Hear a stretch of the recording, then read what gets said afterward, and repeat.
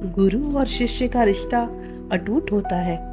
ये रिश्ता केवल शिक्षा तक सीमित नहीं होता, बल्कि ये एक गहरा और सशक्त संबंध होता है। हमें गुरु के प्रति श्रद्धा और सम्मान हमेशा बनाए रखना चाहिए, क्योंकि ये हमारे जीवन के सच्चे मार्गदर्शक होते हैं। एक संत के पास 30 सेवक रहते थे। एक सेवक ने गुरु जी के आगे प्रार्थना की, महाराज जी, मेरी बहन की शादी है और आज से सिर्फ 1 महीना ही बाकी रह गया है, इसलिए मैं 10 दिन के लिए वहां जाऊंगा। कृपा करें, आप भी साथ चले तो अच्छी बात होगी। गुरुजी ने कहा, बेटा देखो, ये तो टाइम ही बताएगा, नहीं तो तुम्हें जानने के लिए तो मेरी तरफ से आज्ञा है ही। उस सेवक ने बीच बीच में इशारा गुरुजी की तरफ किया कि गुरुजी कुछ न कुछ मेरी मदद कर दे। आखिर वो दिन नजदीक आ गया। सेवक ने कहा, गुरुजी, मैं कल सुबह जाऊंगा। गुरुजी ने कहा, ठीक है बेटा।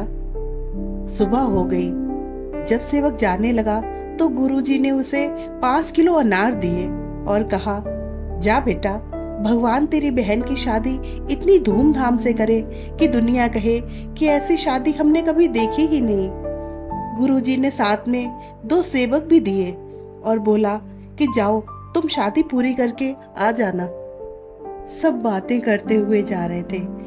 कुछ दूर आगे बढ़े तो जिसकी बहन की शादी थी वो सेवक दूसरों से बोला, गुरुजी को पता ही था कि मेरी बहन की शादी है और हमारे पास कुछ भी नहीं है, फिर भी गुरुजी ने मेरी मदद नहीं की।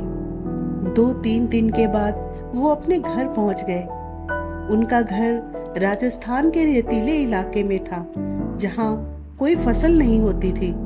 वहां के राजा की लड़की बीमार हो गई। वैद्य जी ने बताया कि इस लड़की को अनार के साथ दवाई दी जाएगी तो ये लड़की जल्दी ठीक हो जाएगी। राजा ने मुनादी करवा रखी थी कि अगर किसी के पास अनार हो तो राजा उसे बहुत सारा इनाम देंगे।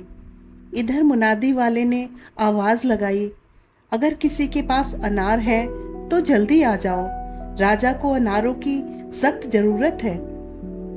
जब ये आवाज उन सेवकों के कानों में पड़ी तो वो सेवक उस मुनादी वाले के पास गए और कहा कि हमारे पास अनार हैं, चलो राजा जी के पास चलते हैं। राजा को अनार दिए गए। उसका जूस निकालकर लड़की को उसके साथ दवाई दी गई। दवाई खाकर वो बिल्कुल ठीक हो गई।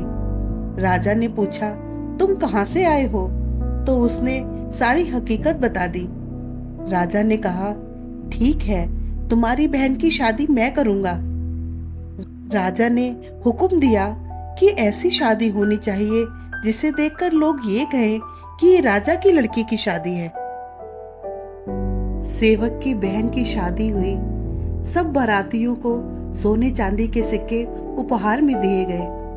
बारात की सेवा बहुत अच्छी हुई। लड़की को बहुत सारा धन दिया गया।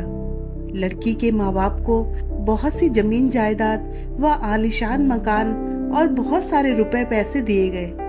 लड़की भी राजी खुशी विदा होकर चली गई। सेवक सोचने लगे कि गुरु की महिमा गुरु ही जाने।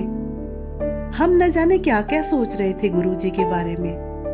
गुरु जी के वचन थे, जा बेटा, तेरी बहन की शादी ऐसी होगी कि दुनिया देखेगी। संतों के वचन हमेशा सच होते हैं। संतों के वचन के अंदर ताकत होती है, लेकिन हम उसे समझ नहीं पाते। जो भी वचन वो मुंह से निकालते हैं वो सच हो जाता है। हमें संतों के वचनों के ऊपर अमल करना चाहिए और विश्वास करना चाहिए। न जाने संत मौज में आकर क्या दे दे और रंग से राजा बना दे। फ्रेंड्स, ये स्टोरी आपको कैसी लगी प्लीज कमेंट करके जरूर बताएं, और अगर अच्छी लगी हो तो इसे लाइक, शेयर और सब्सक्राइब करें। Thank you.